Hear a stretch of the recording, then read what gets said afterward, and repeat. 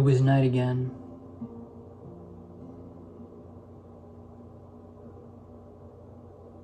The Waystone Inn lay in silence, and it was a silence of 3 parts. The most obvious part was a hollow, echoing quiet made by things that were lacking. If there had been a wind, it would have sighed through the trees, set the inn sign creaking on its hooks, and brushed the silence down the road like trailing autumn leaves. If there had been a crowd, even a handful of men inside the inn, they would have filled the silence with conversation and laughter. The clatter and clamor one expects from a drinking house during the dark hours of the night. If there had been music, but no, of course there was no music. In fact, there were none of these things, and so the silence remained.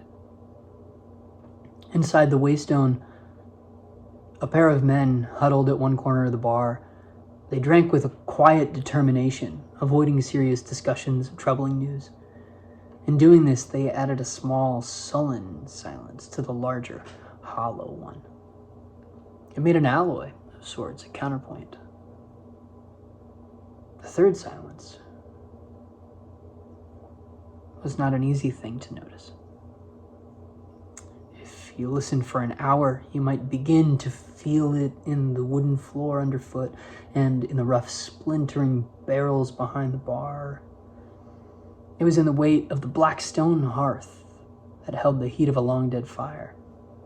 It was in the slow back and forth of a white linen cloth rubbing along the grain of the bar. And it was in the hands of the man who stood there, polishing a stretch of mahogany that already gleamed in the lamplight. The man had true red hair, red as flame. His eyes were dark. His eyes were dark and distant, and he moved with the subtle certainty that comes from knowing many things. The Waystone was his, just as the third silence was his. This was appropriate, as it was the greatest silence of the 3, wrapping the others inside itself. It was deep and wide as autumn's ending. It was heavy as a great river smooths stone. It was the patient, cut flower sound of a man who is waiting to die.